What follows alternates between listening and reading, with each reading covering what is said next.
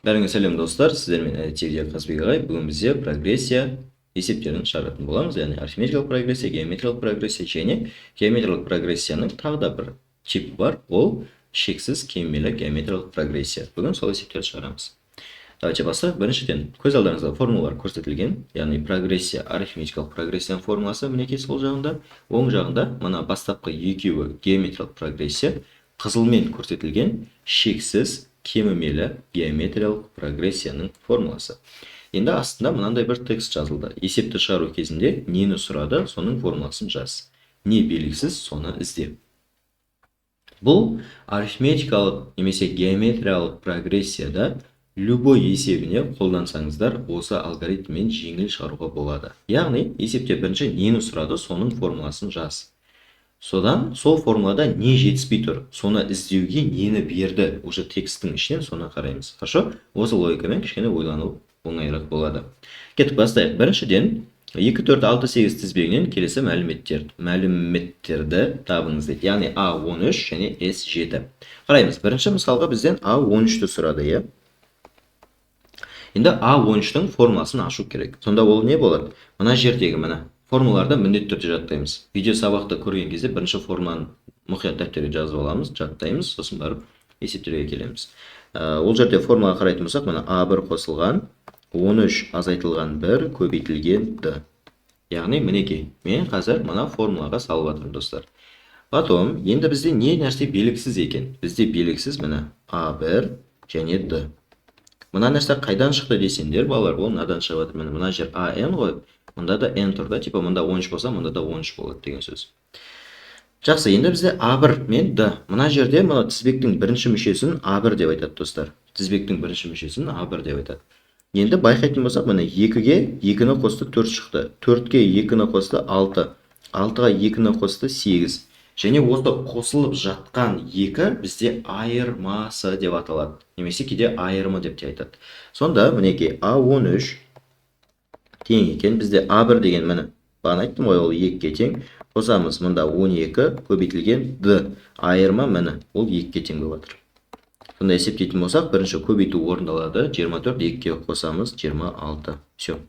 Тізбектің бізде 13-ші мүшесі 26 тең екен. Енді S7.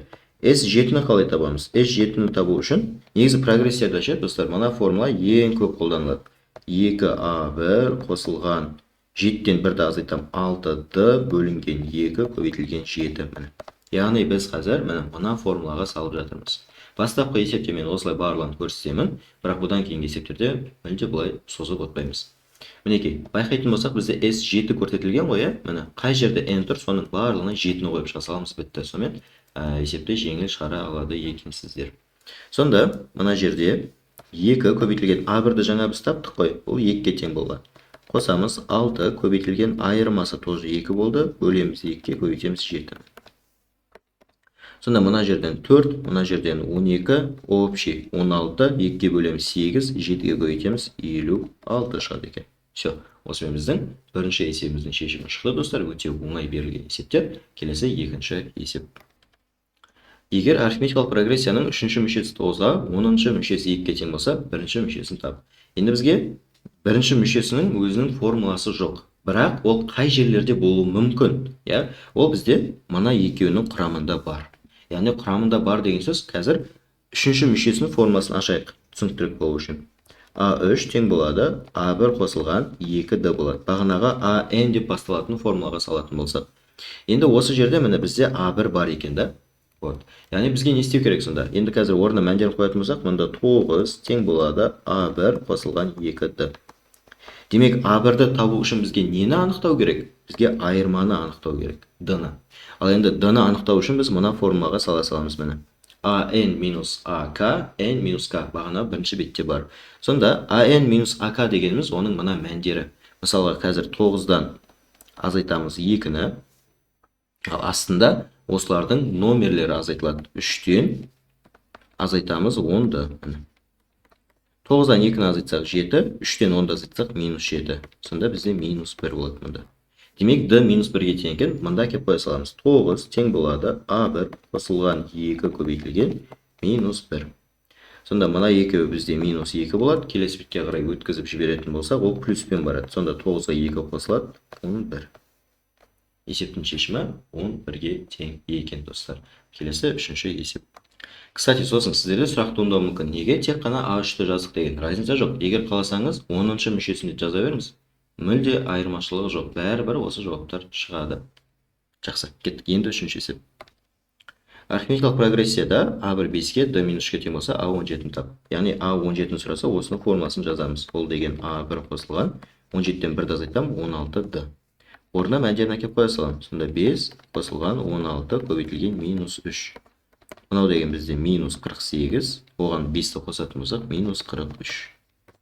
Үшінші есептің шешімі минус 43 болады. Арифметикалық прогрессияда А10, Д берілген, А1-ді тап. А1-ді сұраған кезде, мынау есептің ішінде берілгендердің формуласын ашу керек. Мысалға біз қазір мына А10-ды аша салсақ болады. А10 дегеніміз, ол А1 қосылған, 10-нан 1-ді азайтам, 9-ды. А10-ның мәнін орнына кеп қоямыз, ол деген бізде 43. Тең болады А1 қосылған 9 көбейтілген 4.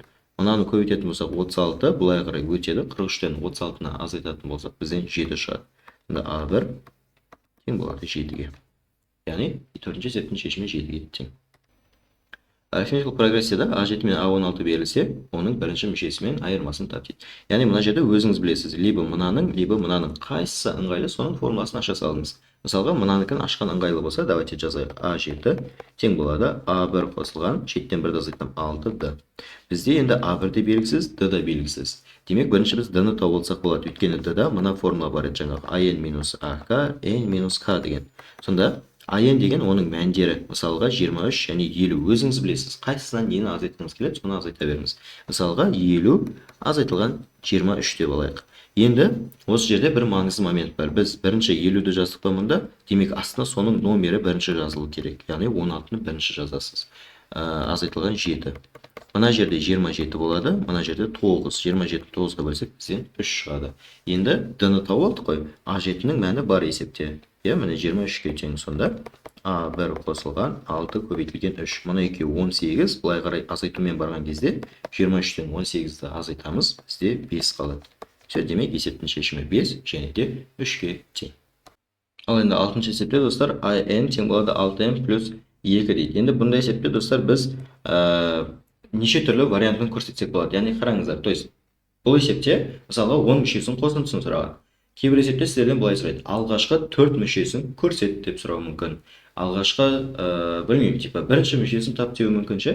Ондай есептерде просто мынау n мен жұмыс жасайсыздар, болды. Яғни, осындай форматта келетін есептерде n мен жұмыс жасау керек.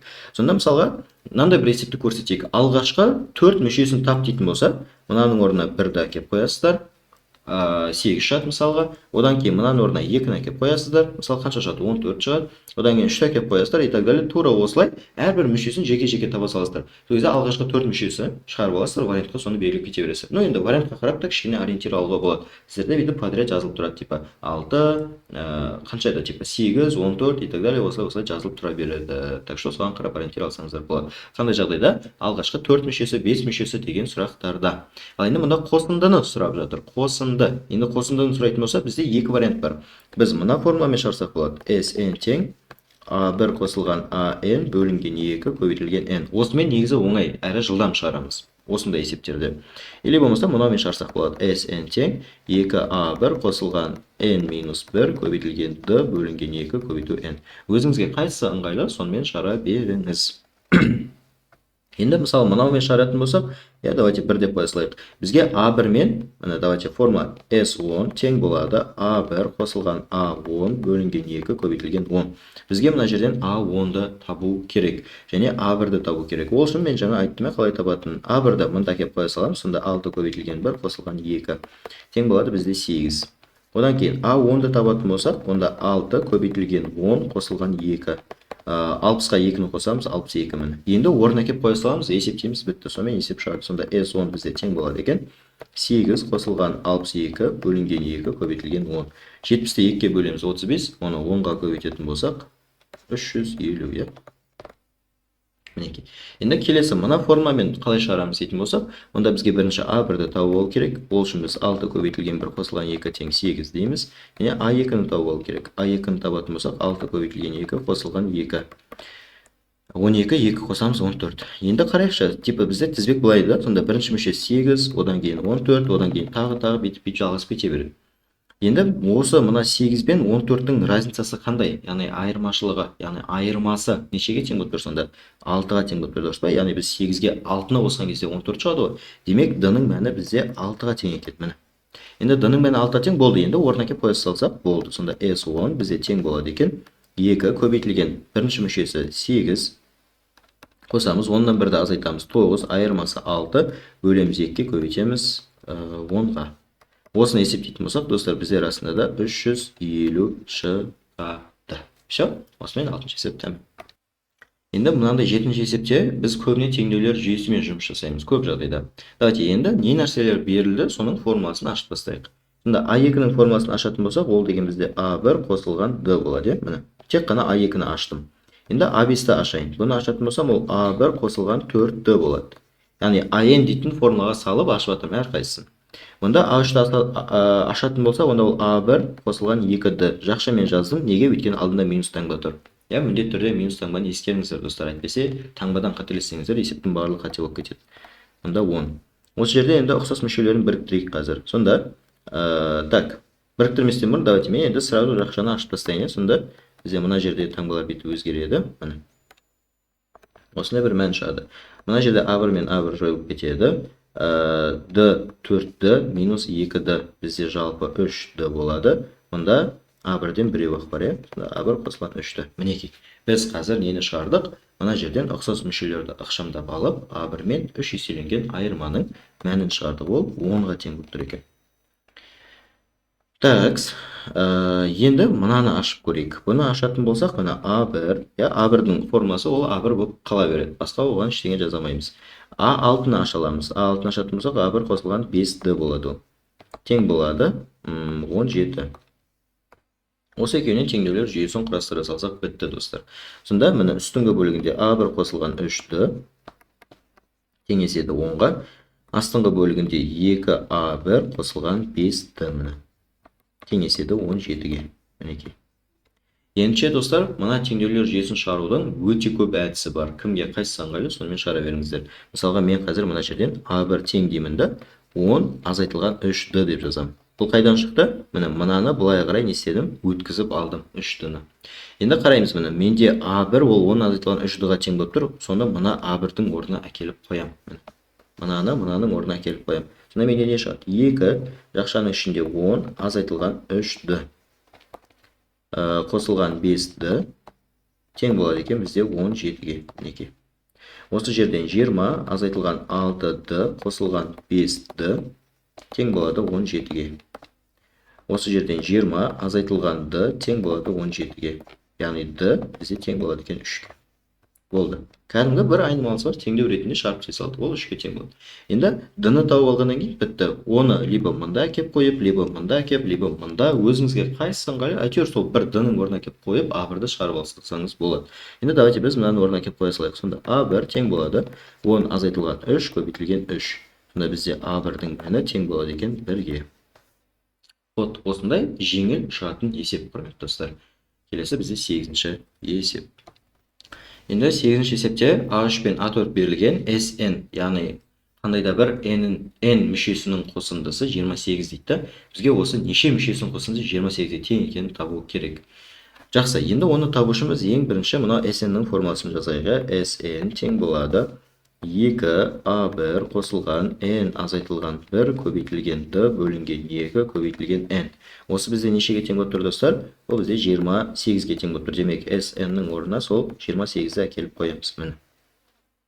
Потом, әрі қарай, енді бізде A1-да d-да белгісіз. Егер A1 мен d-ны тауып алсақ, мына жерден n-ге қатысты теңдеу шығарып алсақ болады. Так что біз A3 пен A4 арқылы A1-ды табуымыз керек. Жақсы, енді бұл екеуінен қараймыз. Мысалға, міне, үшінші мүшесі 8-ге тең, төртінші мүшесі 5-ге тең. D-ның формуласы арқылы айырманы тауып ала салайық. A4 азайтылған A3, астына 4 азайтылған 3. Бұнда бізде 5 азайтылған 8 Дұрыс қой, 5-тен азайтамыз 8. Астында 4-тен 3-ті азайтсақ 1.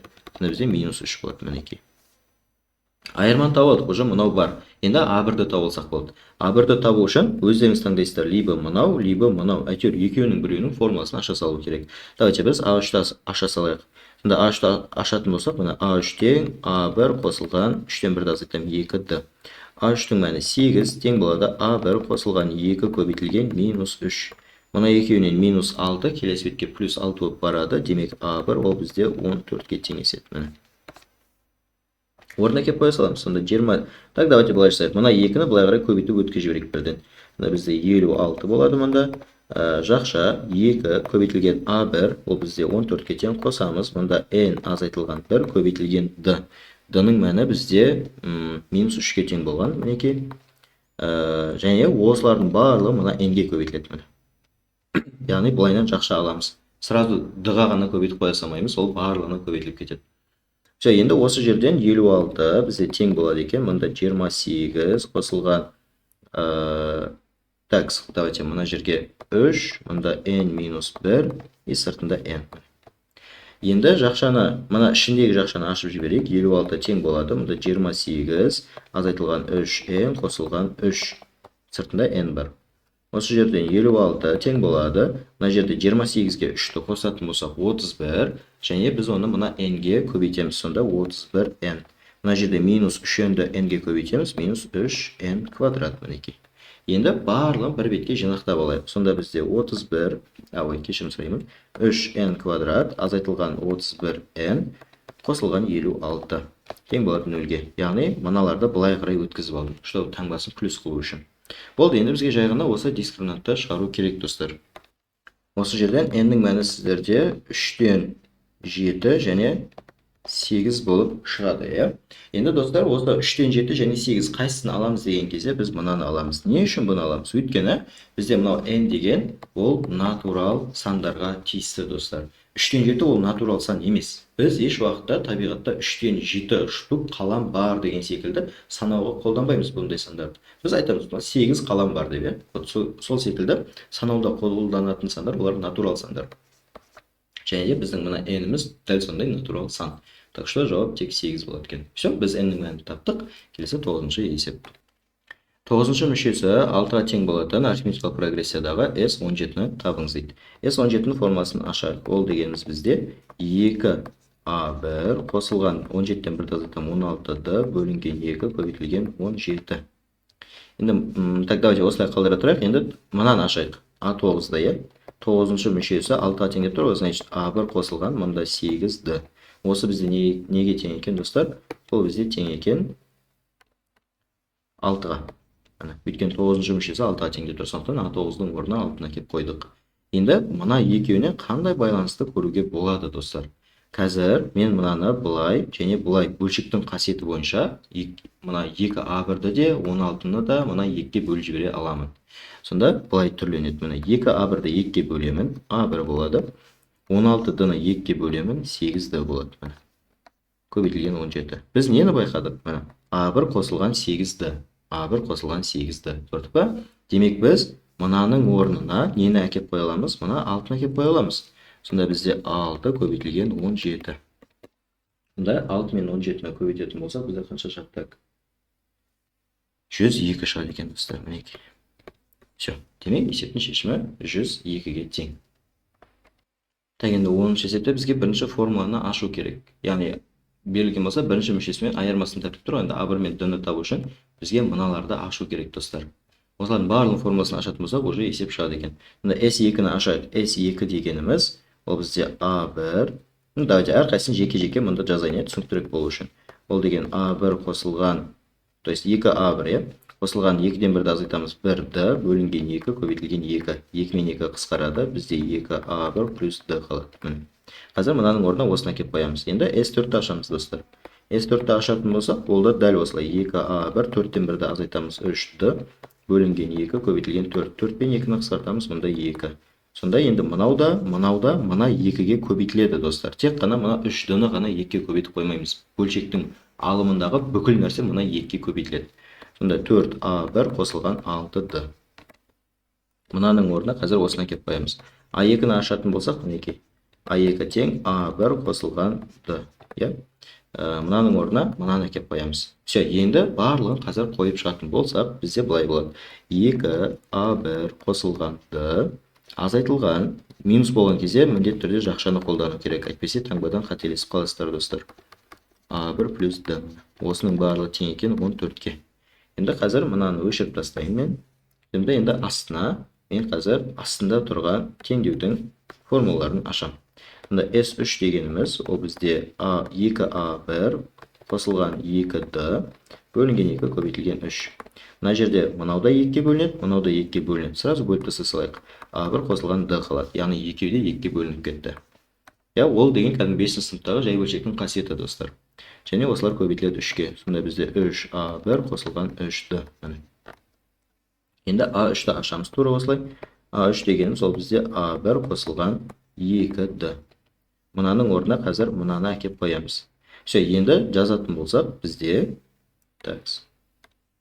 S3-ның орнында 3A1 қосылған 3D қосамыз. A3-ның орнында A1 қосылған 2D. Тең болып кеткен 17-ге. Все. Енді біз мынаны қазір өшіріп тастайсақ, уже бұл бізге керек жоқ. И потом мынаны алайықтағына, мында әкеп қойайық қазір. Мынаны алып, мында қойайық мына астына. Все. Біз нені байқадық? Біздің үлкен бір теңдеуіміз. Қазір.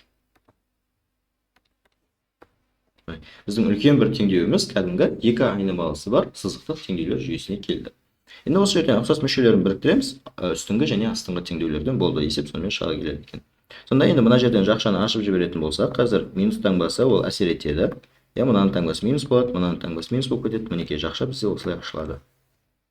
Сонда 2А1 минус 4А1 минус 2А1 оған плюс 1А1 дейтін болсақ, минус А1-дің біреуі қалады. Просто алдында коэффициенттермен ойнау керек болды. D минус 6D минус 5D болады. Оған 1D-ні қосатын болсақ, минус 4D.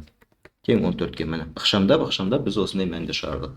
3А1-ге 1А1-ді қосатын болсақ, 4А1 болады. 3D-ға 2D-ні қосатын болсақ, бізде не болады? 5D болады. Тең болады 17-ге. Енді достар, осыны қалай шарсақ болады? Давайте енді мен осы жерде басқаша тәсілді көрсетейін. Бағана теңестірумен сіздер шарсаңыздар болады. Бірақ ол кезде теңестірген кезде мына минус А1 деп тұр ғой, осының таңбасын плюс қою керек. Ол үшін мен мынаны былай қарай өткіземін да, мынаны былай қарай өткізіп жіберемін. Түсінікті ме? Егер теңестірумен шығарғыларыңыз келсе, онда ол былай болады. 14 азайтылған 4D тең А1. Осыны әкеп мынаның орнына қойып, мына нәрсенше осылай шарсаңыздар болады жалғастырып. Бірақ енді мен қазір сәл басқаша тағы да бір жолын көрсеткім келіп тұр теңдеулерді шығарудың.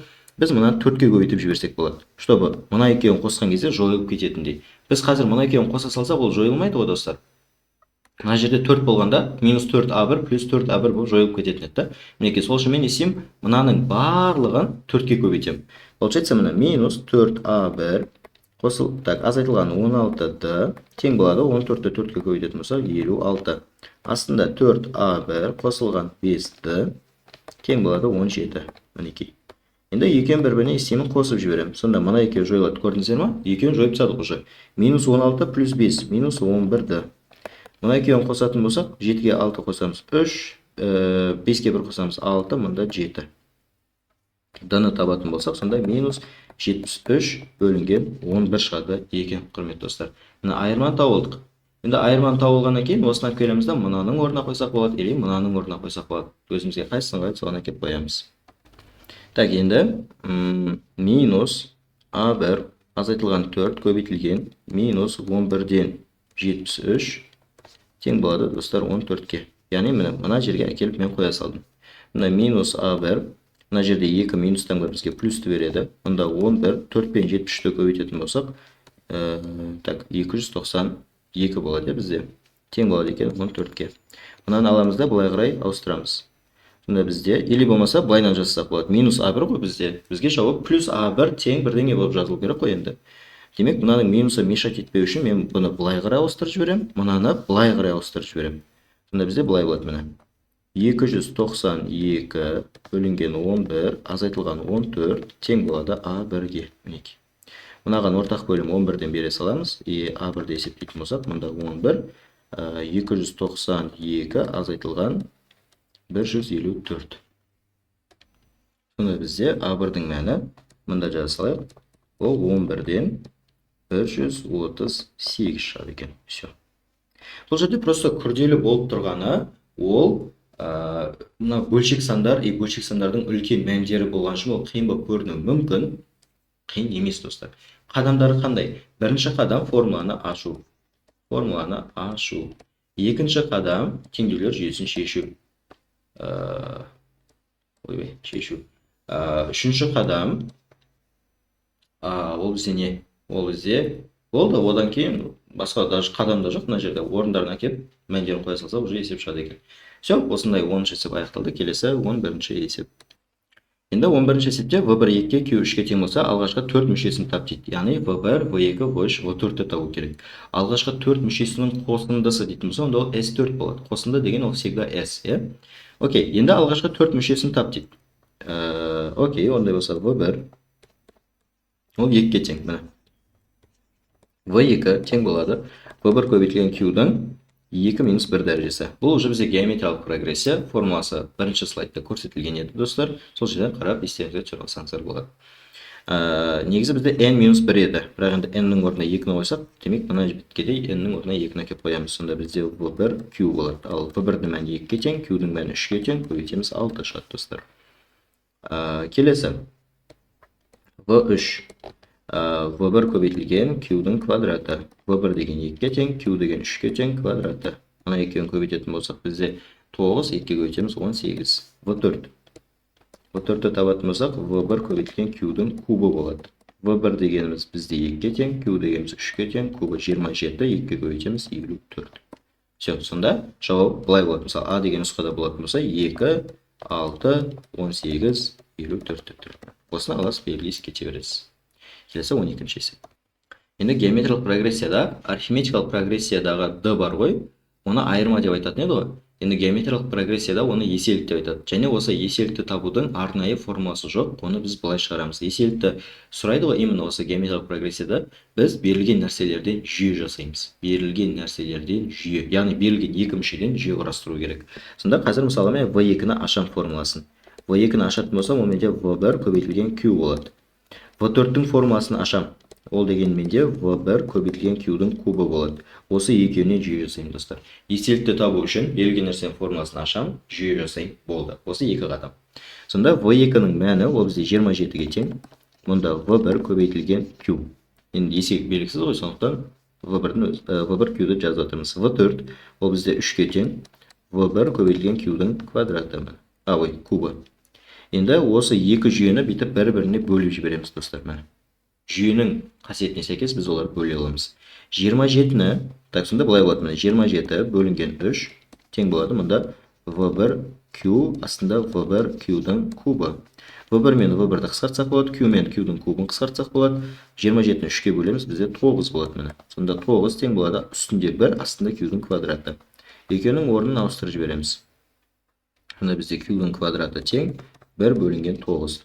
Осы жерденше, достар, енді бізге еселікті табу керек болса, екі бетіне бүйтіп түбір қойып жібересіздер. Егер мына жерде мысалға 27 болатын болса, просто пример айтып жатырмын. Онда 27 дәрежелі түбір саласыздар былайынан. 27 дәрежелі түбір деп осылай жазып қоясыздар. Түсінікті ғой, иә? То есть неше тұрады, сонша дәрежелі түбір қою керек. Мына жерде неше тұрады, сонша дәрежелі түбір қоясыздар. Все, енді мына жерге біз квадрат түбірді қойып жіберетін болсақ, Q-дің мәні тең болады екен бізде плюс-минус 1 бөлінген 3-ке. Яғни 9-дан 1-ден плюс-минус 3-тен 1 шығады. Вот сонда, бірақ назар аударыңыздар, бізде жұп дәрежелі түбір болған кезде алдына плюс-минус қойылады. Біз оны теңдеулерді айтып едік. Тақ дәрежелі болатын болса, алдына плюс-минус қойылмайды. Тек қана плюс болса плюс қойылады, минус болса минусы қойыла береді. Жақсы, сонда геометриялық прогрессияның еселігін таптық. Ол неге тең екен? Ол плюс-минус 3-тен 1-ге тең екен. Яғни плюс 3-ке де тең және минус 3-ке де тең. Енді кейде есептен анда қосалқы сөздер болуы мүмкін. Мүшелері оң деп келетін. Ондай есептер де бар, қазір шығарамыз. Мысалы, мына есепте мүшелері оң геометриялық прогрессияның еселігін тап десе, уже өзі аты айтып тұр. Мүшелері оң дейтін болса, плюс 3-тен 1-ді белгілейді екенбіз. Бізде онда ешқандай жауап нұсқасы, то есть қосымша ақпараттар көрсетілмеген, және сол үшін біз мынаны әкеп белгілеп кете береді екенбіз. Келесі 13-ші есеп. Так, бізде бұл есепте 4-ші мүшесін сұраған екен. Бірінші V4-дің формуласын жазамыз. Ол деген бізде V1 көбейтілген Q-дің кубы. Енді V1-де Q-да белгісіз, сол үшін біз V3 пен V5-ті қолданамыз. Бірінші еселікті тауып аламыз осы екеуі арқылы. Яғни формуласын ашатын болсақ, бізде V5 тең болады V1 көбейтілген Q-дің 4 дәрежесі. Мына жерде V3-ті жазатын болсақ, V1 көбейтілген Q-дің квадраты. Міне. Енді мәндердің орнына келіп қоямыз. V5-тің мәні 48 тең болады V1 көбейтілген Q-дің 4 дәрежесі. Мына жерде 12 болады V3-тің мәні. Міне есептің шартында көрсетілген, соларды орнына келіп қойып жатырмыз. Q-дің квадраты. Тура бағанағыдай екеуін бір-біріне бөліп жібере саламыз. Сонда 48-ді 12-ге бөлетін болсақ 4 болады. Мұнда V1 мен V1 қысқарады, Q-дің 4 дәрежесі Q квадратпен қысқарады. Мұнда просто Q квадрат қалады, достар. Сонда бізде Q-дің мәнін табатын болсақ, ол плюс минус 2. Яғни Q-дан екеу шықты. Біріншісі 2, Q1, одан кейін минус 2. Значит, бізде қазір V1-ден де екеу шықты, достар. Скорее всего. Или біреуде шығу беруі мүмкін. Бірақ негізі екеумен тексерген дұрыс. Түсінікті, екеумен тексерген дұрыс. Бірақ тағы да мұқият айтамын, достар. Егер бізде мүшелері оң деп келетін болса, тогда плюсын аласыздар. Ешқандай информация берілмесе, екеумен де тексереміз. Хорошо? Енді мен қазір мына теңдеуге или мына теңдеуге өзімізге қайсысы ыңғайлы, соған Q-дің мәнін әкеп қоямын. Мен астыңғы теңдеуді ала салайын. Сонда бізде V3 V3 тең болады V1 көбейтілген Q-дің квадраты ғой. Енді V3-тің мәні ол 12-ке тең. Сонда орнына келіп қоямын. V1 ол менде белгісіз, көбейтемін. Мұнда квадрат. Бірақ енді достар қаяқшы, мұнда мен плюс-минус 2-ні әкеп қоятын болсам, плюстың алып квадраттасында 4 шығады, минус 2-ні алып квадраттасында 4 шығады. Так что разница жоқ екен. Сол үшін мен просто бүйтіп 2-ні жазып кете беремін. Егер мысалы мына жерде 3 болғанда былайынан, ол кезде уже басқалай әңгіме болатын еді. Неге? Өйткені плюс 2-ның жаңағы кубы басқаша шығады, 8 болып шығады, минус 2-ның кубы ол минус 8 болып шығады. Так что сондай таңбаның моменттеріне мұқият қараңыздар. Так, енді V1 осы жерден бізде неге тең болады? Міне 2-ның квадраты 4, келесі бетке барған кезде 12 бөлінген 4 болады, ол бізде 3. Получается, міне V1 3-ке тең екен. Все. Енді аламыз да, мұнда келіп есептейміз. Сонда, так, бізге қазір керек емес жерлерін мұнда өшіре салайық. Хоп. V4 тең болады екен V1. Так, V1-дің орнына мәні 3-ке тең, еселік. Енді қараймыз, мына жерде уже куб тұр, көрдіңіздер ме? Так что мен қазір 2-ні кубтайтын болсам, 8 3-ке көбейтемін 24. Осылай біреуін ғана белгілесек қате болады уже. Прикинь, бізге тағы да не бар? Еселіктің минус мәні бар. Оны да алуымыз керек. 3 көбейтілген минус 2-ның кубы. Көрдіңіздер ме? Бағана мені айтқаным сол. Плюс пен минус қатар келген кезде плюсын да қою керек, минусын да қою керек. И ол жауапта да плюс-минуспен міндетті түрде сіздерге көрсетіледі. Сонда 3 көбейтілген, мұнда минус 8, ол бізде минус 24-ті береді. Көрдіңіздер ме? Мысалы, А дейтін жауап болатын болса, 24 және минус 24 деп тұруы мүмкін, алып белгілейсіздер осыны. Көп жауаптықта келетін болса, біреу плюс 24 үстінде, біреу астында деген секілді әртүрлі форматта жауапты көрсете беруге болады. Вот, достар, осындай бір геометриялық прогрессияның осындай бір моментіне мұқият қараңыздар. Егер мына жерде мүшелері оң деп келетін болса, ол кезде уже не істейді екенбіз біз, плюсын ғана қоя салады екенбіз Q-дің. Ал егер ондай информация берілмесе, плюсті да, минусты да міндетті түрде қою керек. Все, келесі бізде 14-ші есеп. Геометриялық прогрессияның 5-ші және 3-ші мүшелерінің айырмасы дейді. Қараймыз, 5-ші және 3-ші мүшелерінің айырмасы, V5 азайтылған V3 деген сөз. Осы тең екен 144-ке. Ал 4-ші және 2-ші мүшелердің айырмасы дейді. Яғни V4-тен азайтты V2-ні. Бізден шыққан екен сол жерде 48, достар. Бірінші мүшесі мен 3-ші мүшесінің көбейтіндісін тап дейді. Нені сұрап жатыр? V1 мен V3-ті бізден сұрап жатыр, достар. Енді жай ғана формулаларды ашу керек, жүйені шығару керек, болды, сонымен шығады есеп. Сонда V5 дегеніміз ол V1 Q-дің 4 дәрежесі. V3 дегеніміз V1 Q-дің квадраты тең 144 міне. Астында V1 Q-дің кубы азайтылады V1 Q-дің өзі, өйткені V2 деген ол V1 Q болады. Осы тең болып жатыр бізде 48-ге. Мына жүйеден нені байқаймыз? Үстіңгі теңдеуде де, астыңғы теңдеуде де бізде V1 Q деген ортақ көбейткіш бар. Соны жақшаның сыртына шығарып жіберсек болады. Сонда, неке мұнда жалғасады. V1 Q-ді шығарып жіберетін болсақ, мына жерде V1 Q-дің 4 дәрежесі еді, V1 Q алдына шығып кетті, демек орында Q-дің 3 дәрежесі қалады. Мұнда Q-дің өзі қалады. Так, мына жерде V1 Q тағы да шығып кетеді бізде. V1 Q-дің кубы еді, V1 Q шығып кетті, Q-дің квадраты азайтылған. Мынаның орнында 1 қалады, достар. тұрған нәрсе өзі шығып кететін болса, орнында 1 қалады. Так, мында 144 бізде, мында 48 мінекей. Енді екеуін бір-біріне бүйтіп бөліп жібереміз қазір. Мында бөліп жіберетін болсақ, бізде мына екеуі қысқарып кетеді. Не қалады? Q-дің 3 дәрежесі азайтылған Q тең бөлінеді. Q-дің квадраты минус 1 тең, мында 48-ден 144 болады екен, достар. Енді 144-ті 48-ге бөлетін болсақ, бізде 3 қалады, е? Ал енді мына жерден Q-дің кубын көріп тұрмыз. Демек біз не істесек болады қазір? Q-дің квадратын Q-ды шығарып жіберсек, жақшаның ішінде Q-дің квадраты минус 1 қалады, міне. Астында Q квадрат минус 1 тең болады 3-ке. Көрдік па? Яғни мен мына жерде екеуінде де Q бар екенін байқадым да, сол Q-ді жақшаның сыртынан шығардым. Сол кезде өзі 3 еді, орнында 1 қалады. Мына тұрған нәрсенің орнында 1 қалады, міне. Яғни Q өзі тұр еді, өзі алдына қарай шығып кетті, демек орнына 1-ді тастап кетеді. Мына Q квадрат пен Q квадрат минус 1 барлығы бір-бірімен қысқарады. Еселіктің мәні 3-ке тең болып жатыр. Еселікті шығарып алғаннан бітті, уже есеп шықты. Арқа есем жайғына орнына кеп қоя саламыз. Мысалға, мына жерге кеп қоя салсақ болады.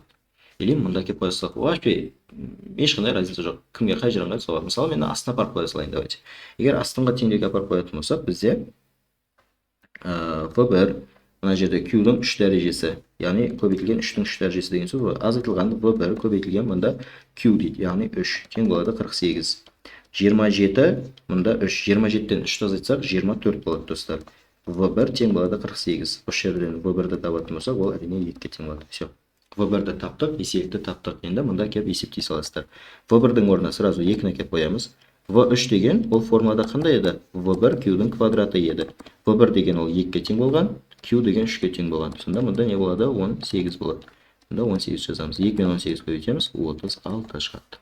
Осындай өте қызықты кәдімгі B деңгейлі есеп, достар. Келесі 15-ші есеп. Енді бұл есепте де біз жай ғана мынау формулаларды аша салсақ, уже есеп түсінікті болады. Сонда V1 Q-дің 4 дәрежесі қосылады V1 Q-дің квадраты тең болады 60-ға. Мына жерде V7 формуланы ашатын болсақ, V1 Q-дің 6 дәрежесі азайтылады V1 Q-дің 4 дәрежесі тең болады 144 мінекей. Енді осы жерден біз арқа не істей аламыз? Біз осы жерден V1 Q-дің квадратын жақшаның сыртына шығара аламыз. Өйткені мынада V1 Q-дің квадраты бар, V1 Q-дің квадраты мында да бар да. Сонда V1 Q-дің 4 дәрежесі еді, V1 Q квадраты шығып кетті, орнында Q квадрат қалады. Қосылған, мында орнында өзінің орнында 1 қалады, міне. Тең 60-ға. Астында V1 Q-дің тоже квадратын шығарып жіберсек болады. Орнында Q-дің 4 дәрежесі қалады, азайтылған Q-дің квадраты қалады, мінекей. Так, бізде тең болады екен, ол 144-ке. Енді осы екеуін бір-біріне бүйтіп бөліп жібере саламыз. Өзі мына екеуі бізде қысқарады. Не қалады? Так, сонда бізде Q-дің квадраты қосылған 1, астында Q-дің 4 дәрежесі минус Q-дің квадраты тең болады. Мында 144, мында 60. Енді давайте біз мына жерден сразу екеуінде 12-ке қысқартып жіберсек болады ғой. Мында 12 болады, мында 5 болады. Мында 12-ден 5 деп жазайық. Енді пропорциямен қарама-қайшылап көбейтіп аламыз. Сонда бізде 12 Q-дің квадраты қосылғаны 12 тең мында 5 Q-дің 4 дәрежесі минус 5 Q-дің квадраты. Яғни қарама-қайшылап көбейттік. Енді барлығын бір жаққа жинақтап аламыз. Мында бізде 5 Q-дің 4 дәрежесі, мында 12 Q квадрат, мына бетке барғанда минус болып барады, достар. Сонда минус 5 минус 12 минус 17 Q-дің квадраты. Минус 12 тең болады 0-ге деген тең деп аламыз. Яғни мына минус 12 плюс 12 былай қарай минус 12 болып барады. Все, енді мына жерден естеріңізде болса, біз оны квадрат теңдеулер деген тақырыпта айттық. Квадрат теңдеуге ұқсап тұр түрі. Демек, бұл b квадрат теңдеу, значит, айнымалы енгізіп алсақ болады. Сонда енді Q-дің квадратын давайте біз t деп алайық. Я мінекей Q-дің квадраты t деп алып қойдық мында.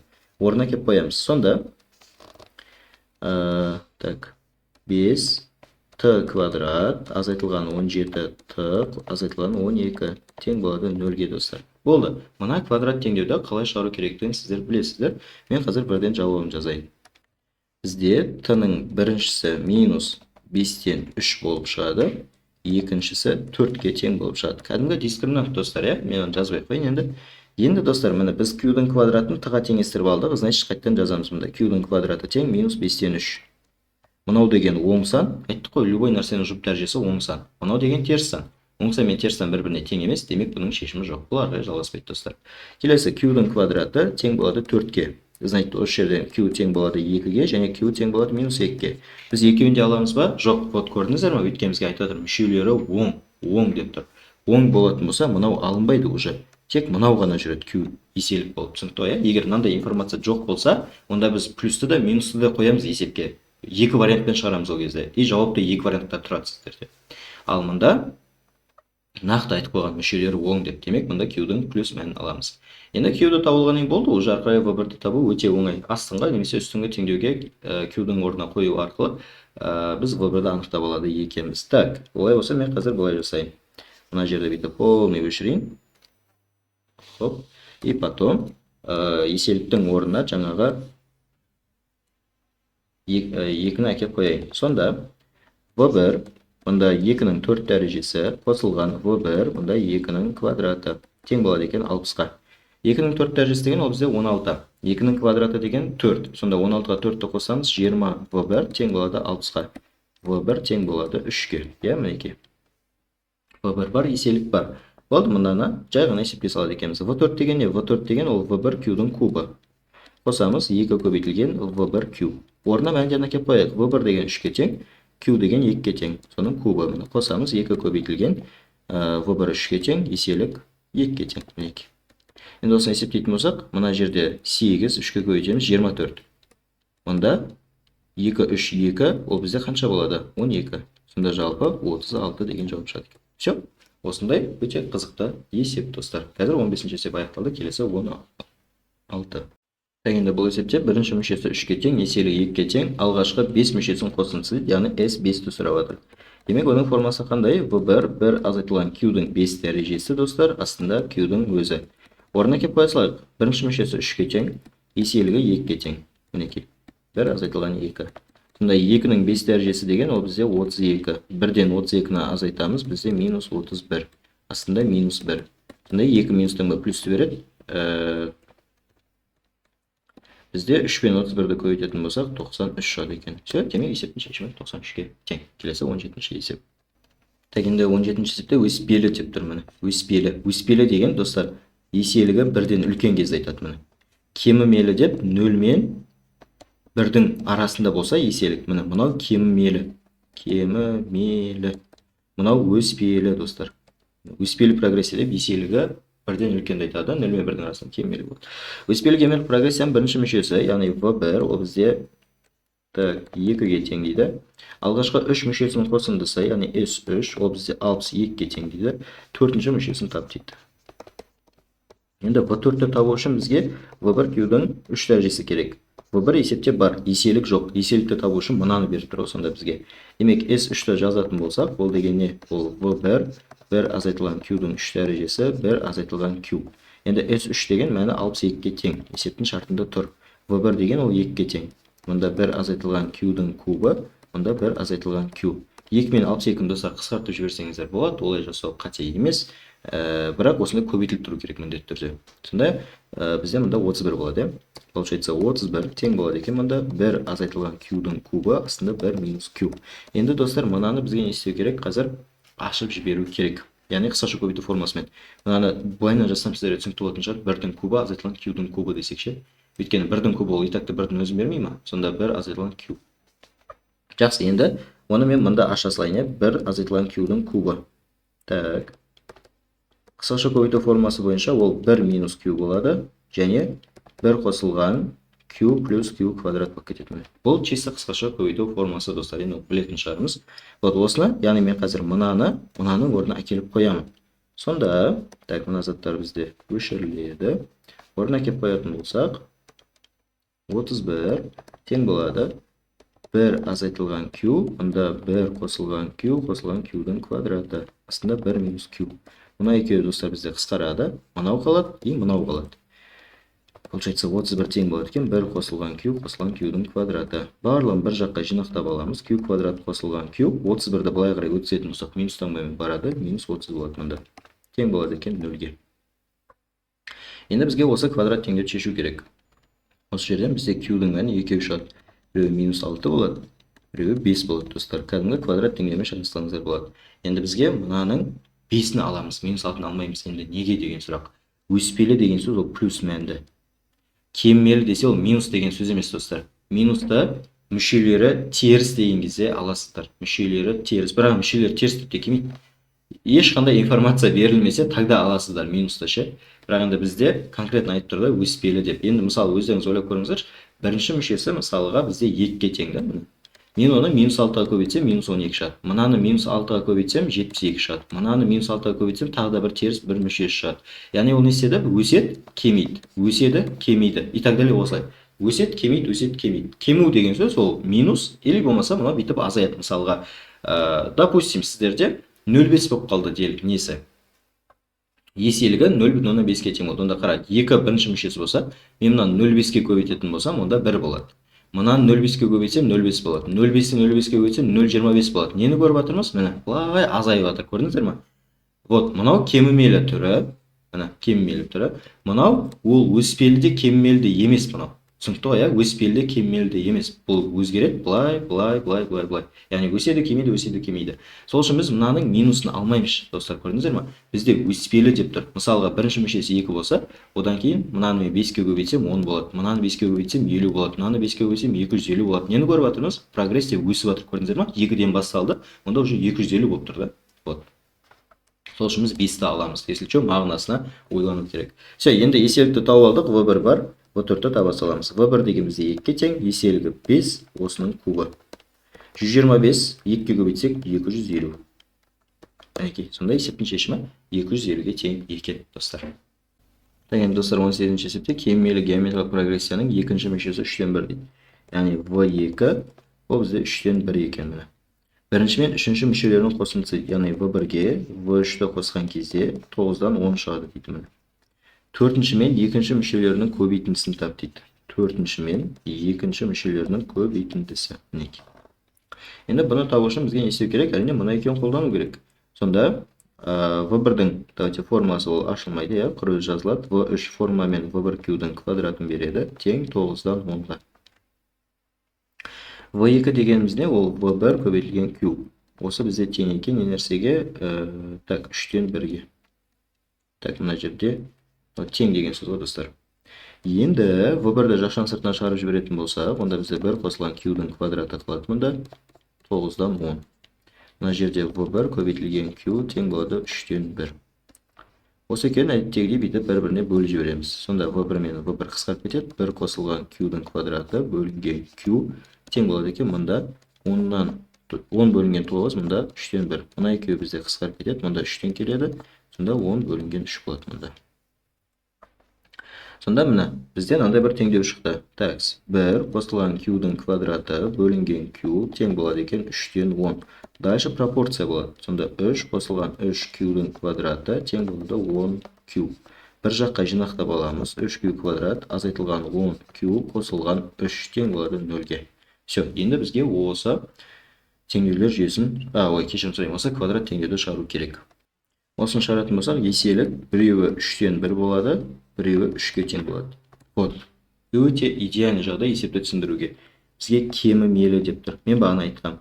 Еселік 0 мен 1-дің арасында болса, значит ол кем мейлі. Бізде мынау ол 0 мен 1-дің арасында. Мынау 1-ден үлкен. Өспелі десе біз мынаны алушы едік. Өспелі. Кем мейлі деп тұр, біз мынаны аламыз. Кемі мейлі. Көрдік қой, кем мейлі дейтін болса, кішісін аламыз. Яғни 1-ден кішісін, өспелі десе 1-ден үлкенді аламыз. Вот, сонда еселікті біз уже мынаны сызыптаймыз, мынаны алады екенбіз 3-тен 1-ді. Енді еселік тауып алғаннан кейін болды, мына жерден V1-ді шығара саламыз, Так, сонда мына заттарды, мына заттарды қазір өшірейік, достар. Такс. Сонда бізде мынаны орнына келіп қоятын болсақ, V1 көбейтілген Q-дің орнына 3-тен 1-ді әкеліп қоямын, тең болады 3-тен 1. Екеуі қысқарып кетеді былай, V1 тең болады 1-ге. V1-ді тауып алдық, достар. Енді мына жерде жай ғана есептеу керек. V1 Q-дің кубы көбейтілген V1. Так, 3-тен 1 ол неде тұр, есептің шартында V2 деген. Енді осы жерден V1 ол бізде 1-ге тең. Q, ол бізде 3-тен 1-ге тең, оны кубтайтын болсақ, онда бізде 1 бөлінген 27 болады, достар. Міне, 3-тен 1-дің кубы, ол 27-ден 1. Көбейтеміз 3-тен 1. Сонда бізде 1 бөлінген 81 шығады екен.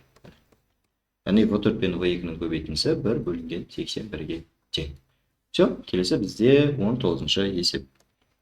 Геометриялық прогрессияда S2 мен S3 берілген, алғашқы 5 мүшесінің қосындысы, яғни S5-ті сұрап жатыр, достар. Ол үшін мен мына екеуінің формуласын ашам. Сонда S2-ні ашатын болсақ, ол деген бізде V1, 1 азайтылған Q болады, астында 1 азайтылған Q. Такс, то есть Q-дің мұнда квадраты. Мұнда S3 бізде тең болады екен. V1, 1 азайтылған Q-дің кубы, астында 1 азайтылған Q. Енді орнына мәндерін әкеп қоямыз. Сонда S2-ның орнына 4 әкеп қоямыз. Мінекей, мұнда V1, давайте мұнаны аша салайық. 1 минус Q, 1 плюс Q болады. Не істедім мен? Қысқаша көбейту формуласымен мұнаны аштым. Яғни A квадрат минус B квадрат бер. A минус B, A плюс B дейтін формула бойынша. Мұнан кейін бізде қазір қысқарады екен. Одан кейін мұнда 13 тең болады. Тура осылай V1, 1 азайтылған Q. Давайте мұнаны сразу бағанағы A куб минус B кубпен ашып жіберейік. Сонда біз мынандай бір өрнекті алады екенбіз, достар. 1 минус Q. Мұндай Q қысқарып кетеді. Получается бізде не қалады енді? 4 тең болады. Мұнда V1, жақшаның ішінде 1 қосылған Q. Мына жерде 13 тең болады. V1, жақшаның ішінде 1 қосылған Q, қосылған Q-дің квадраты. Екеуін бір-біріне бетіп бөліп жіберетін болсақ, мұнда бізде V1 мен V1 қысқарып кетеді. Мұнда 4 бөлінген 13 тең болады. Мына жерде 1 қосылған Q, мұнда 1 қосылған Q, қосылған Q-дің квадраты. Болды. Мұнай кейін енді бір-біріне қарама-қайшылық көбейте салу керек. Получается бізде 4, так, басқа ручкамен қазір мына жерге жазайық. 4 Q-дің квадраты қосылған 4 Q қосылған 4, яғни мінекей былайынан көбейтіп алдым. Тең болады 13 қосылған 13 Q. Бір жаққа жинақтаймыз. 4 Q-дің квадраты. Мұнда 4 Q, мұнда 13 Q. Бұлай қарай минуспен барған кезде минус 9 Q болады. Мұнау дәл солай минус 9 болады. Тең болады 0-ге. Болды, енді бізге жай ғана мына теңдеуді қазір шешу керек. Енді осы жерден еселік бізде минус 4-тен 3 болады біреуі, біреуі 3 болады. Енді достар, қараңдаршы, бізде кемімелі, өспелі деген ешқандай информация жоқ. Мүшелері оң деген мынандай 3 түрлі информацияның ешқайсы айтылмаған. Егер ешқайсы айтылмаған болса, значит біз екеуімен де жұмыс жасаймыз. Міне Q1, Q2 деп. Екеуімен де қазір V1-лерді конкретно анықтап шығуымыз керек. Енді қазір мен мына жерден керек емес ақпараттарды өшірейін. Так, бізде мынау керегі жоқ қазір. Өшіре салайық, давайте. Так, давайте мынаны сразу өшіріп салайын. Так, и мынаны өшіре салайық. Барлығы өшіреді екен, жақсы. Так, енді S2-ні ашамыз қазір. S2 дегеніміз ол бізде V1, 1 минус Q-дің квадраты, 1 минус Q болған бағана. S2-дің орнына мәнін әкеп қояйық. Сонда бізде S2 ол 4-ке тең болған. Біріншісінде мен минус 4-тен 3-ті әкеліп қоямын қазір, одан кейін барып 3-ті әкеліп қоям. Яғни V1-ден 2 шығады. Яғни V1, Q1 біреу шығады, V1-дің екіншісі, Q-дің екіншісі болып тағы да бір парочка шығады. Осы екеуіне сәйкес S5-тен тоже бізден 2 шығады, достар. Көрдіңіздер ме? Вот сонда енді мынаны қазір ақшамдайтын болсақ, мынау деген бағана бізде 1 минус Q деген қысқаша көбейту формуласымен былай болды ғой. 1 минус Q, мына екеуі жойылды, сонда 4 тең болады V1, 1 қосылған. Енді мынаның орнына қазір мынаны әкеп қоямыз. Сонда минус 4-тен 3 мінекей. Алдында минус таңбасы шығып кетеді жақшадан. Сонда бізде жалпы ықшамдалып былай болады екен. Минус 4-тен 3, достар. Енді осы жерден ортақ бөлім 4-тен береміз. Получается 4 тең болады V1 көбейтілген жақшаның ішінде 4, мынаяқтан 1 болады бізде. V1-ді табатын болсақ, мұна бұлай қарай көбейтіледі, 16 шығады. Көрдіңіздер ме? Яғни V1 бізде не болды? 16-ға тең болды. V1 бар, еселігі бар. Енді S5-тен қазір бірінші парасын шығарып аламыз. S5 бізде тең болады екен. V1 16, 1 азайтылған минус 4-тен 3-тің 5 дәрежесі, және астында 1 азайтылған минус 4-тен 3, достар. Болды, бізге енді жай ғана осыны есептеп шығару керек. Сонда бізде 16-дан 181 шығады. Бұл S5-тің біреуі ғой, достар. Енді бізде тағы да екіншісі бар. Так, бұндай есептер ұбт-да келеді, достар. Вот мен сол үшін көрсетіп жатырмын. Енді алғашқыда әрине қиын болуы мүмкін, бірақ енді амал жоқ, бізге үйрену керек. Енді S2-ні қайттан жазайық. S2, яғни бірден мәнін жазамын, тең болады. Мына жерде V1, 1 минус Q, 1 плюс Q деп сразу жазып қоя салайын. Тура жаңағында 1 минус Q. Мына екеуі қысқарады. 4 тең болады. V1 жақшаның ішінде енді мынаны әкеп қоямын. Сонда 1 қосылған 3. Осы жерден V1 тең болады менде 1-ге. Яғни мынау деген 4. Келесі бетке барған кезде бөлу болып барады. 4 4-ге бөлсек V1-дің мәні 1-ге тең болады. Сәйкесінше S5 бізде тең болады екен. Мұнда 1 азайтылған 3-тің 5 дәрежесі астында 1 азайтылған 3 болады достар. Сонда бізде шығады 121. Есепте екеуі де тұрады сіздерде. Мысалға, B дейтін вариантта 121 тұрса, E дейтін вариантта 16-дан 181 тұруы мүмкін. Мысалы, көп жауапты да келетін болса. Немесе бұл сәйкестендіруде келуі мүмкін деген секілді әртүрлі форматта бұны береді. Егер түсінбей қалсаңыз, әрине видеоны қайттан артқа бір жылжытып алып, қайтадан көрсеңіз болады. Барлығы оңай. Просто әрекеттер саны көбірек достар. Бұнымен үй тапсырмасында бұған қатысты есептер бар, міндетті түрде шығарыңыздар. Келесі бізде 20-шы есеп. Бұл жерде алғашқы 7 мүшесін қосындысы, яғни S7-ні сұрап жатыр бізде. Демек, мына жерден қазір біз V1-лерді ақшамдаймыз қазір. Сонда V1 қосылған V1 Q-дің квадраты тең болады 17. Мұнда V1 Q қосылған V1 Q-дің кубы болады. Яғни BN дейтін формамен ашқан кезде. Мұнда 68. Так, енді біз осы жерден не істесек болады деген сұрақ. Біз осы жерден қазір былай жазсақ болады. Мына үстінен V1-ді шығарып жібереміз. Сонда 1 қосылған Q-дің квадраты тең болады 17-ге. Астынан V1 Q-ді шығарып жіберсек болады. Сонда бізде 1 қосылған Q-дің квадраты қалады достар. Тең болады 68-ге міне. Яғни ортақ мүшені жақшаның, то есть ортақ көбейткішті жақшаның сыртына шығарып жібердік. Енді осы екі жүйені бір-біріне бөле саламыз міне.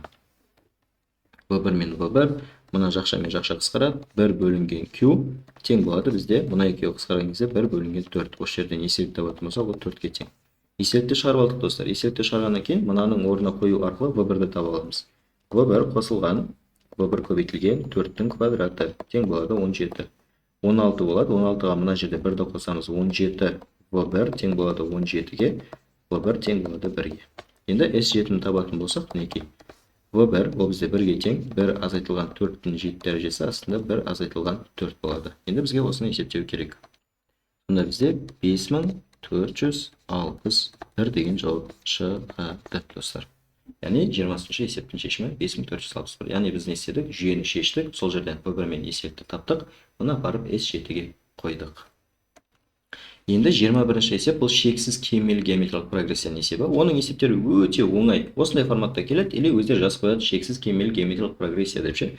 Бұл жерде біз мына форманы қолданамыз. S тең болады V1 1 минус Q дейтін форманы қолданасыздар бітті. V1 деген мынау міне, яғни тізбекте бірінші тұрған сан. Еселікті табу үшін мынаны мынаған бөле салайық. Сонда міне 3 бөлінген 2 бөлінген 6. Математикада бөлу амалы көбейтуге ауысып кетеді. Сонда былай болады, мына екеуі кетеді. Мұнда 2, 2-ден 1 мен 2-ден 1, 4-тен 1 береді. Все, еселікті тауып алдық достар міне. Получается, мінекей V1 6 болады, 1 азайтылған 4-тен 1. Сонда мұнда ортақ бөлім 4-тен беретін болсақ, мұнда 3, мұнда 4, мұнда 6. Бұлай қарай көбейтіліп өтеді. 24-ті 3-ке бөлетін болсақ, бізде 8 шығады екен достар. Все, осындай қызықты есеп, осылай жауапты бірден көрсете берсеңіздер болады. Өз есептер өте оңай. Мынандай есептер өте оңай достар. Так что бұған аз есептерді көрсеттім. Ең басты арифметика мен геометриялық прогрессияны біліп алсаңыздар жеткілікті. Келесі енді 22-ші есеп. Мына есеп достар нағыз обытты 2024-те келген. Мына есеп. Мұны қалай шығарамыз? Бұл жерде 3 дәрежелі түбірдің астында 2, 3 дәрежелі түбір астындағы 2, 3 дәрежелі түбір астында 2 деп шексіз кетіп жатыр да. Енді мен осыны алайына какой-то бір т дейтін нәрсеге теңестірейін. Енді сонда қарайықшы, бізде не болды? 3 дәрежелі түбір асты 2, бла-бла-бла, осының барлық қандай да бір т дейтін санға тең, біз білмейміз нешеге тең екен, сондықтан т дейтін бір санға тең. Енді мен қазір былай жасаймын. Мынаның екі бетін былайынан кубтап жіберемін. Міне, кубтап жіберемін. Сонда бізде не болады? Мына жерде 3 пен мына 3 кетіп қалады да, 2 қайтадан былай болады міне. 2 и так далее кете береді. Тең т-ның кубына. Ал енді достар, біз жаңа мынандай нәрсені неге тең деп алдық? Ең бастапқыда т-ға тең деп алған жоқпыз ба? Сонда орнына келіп қоямыз міне. 2 т тең болады т-ның кубы мінекей. Енді барлығын бір бетке жинақтап жібереміз. 2 т азайтылған т-ның кубы тең болады 0-ге. Т-ны жақшаның сыртынан шығарып жібереміз. 2 азайтылған т-ның квадраты тең болады 0-ге. Осы жерден т тең 0-ге және 2 минус т квадрат тең болады 0-ге. Осы жерден енді т 0-ге тең бола алмайды достар, өйткені мынаның барлығы ол какой-то бір сан. Егер мынаның барлығынан типа біз нөл шығады деп айта алмаймыз ғой, түсіндіре алып жатыр ма достар? Өйткені нөлдің кубы, мысалы былай да, мысалға мына жерде какой-то бір сан болады. Мен соны 3 дәрежелі түбірдің астына шығарған кезде 0 шығуы үшін, значит, мынау 0 болу керек емес па?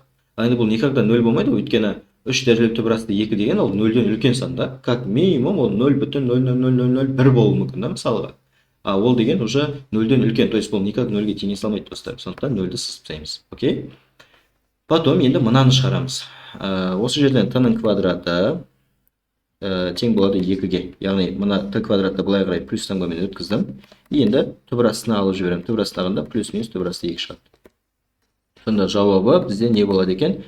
Түбір асты 2 және минус түбір асты 2. Осындай 2 жауап шығады екен. Құрметті достар, екеуі де бізде жауап болады. Неге? Өйткені мына жерде 3 дәрежелі түбір тұр. Тақ дәрежелі түбірдің астынан оң санда шыға алады, теріс санда шыға алады. Так что біз былайынан бұны жазып көрсете алады екенбіз достар. Все, бізде есептер аяқталды, құрметті достар. Енді сіздерде әрине бірінші көрген кезде кішкене түсініксіз болуы мүмкін. Ерінбей екінші рет тағы да көріңіздер. Екінші рет, үшінші рет бір есепті көретін болсаңыздар 100% түсінесіздер достар. Просто ерінбеу керек. Математика ол табандылықты жақсы көреді. Маған да болады, мысалға, оңай бір 15 минуттық есепті бүйтіп көрсетіп, 15 минуттық видеоны түсіріп алып, сосын сіздерге үй тапсырмасын бере салсам, оны да шығарамайсыздар. Үй тапсырмасы нағыз осы есептерге сәйкес көрсетілгендіктен мен сіздерге осындай ұзақ күрделі есептерді сабақта түсіндіріп көрсетіп жатырмын. Және одан бөлек бұл енді дайындығын шала дайындалған оқушыларға арналған курс болғандықтан типа с нуля мен бастап жатқан жоқпын, бірден сіздерден база болғандықтан сразу айтып кетіп жатырмын достар. Все, бізде қазір есеп аяқталды. Сіздерге түсініктері пайдалы бола алдым деген ойдамын. Қандай да бір сұрақ болатын болса, әрине міндетті түрде WhatsApp-қа жаза беріңіздер. Все, сіздерге деген ыстық ықыласына құрметпен әйтегіде Қазбек ағаңыз. Келесі видеода аман есен жүздескенше барлықтарыңызға сәттілік. Всем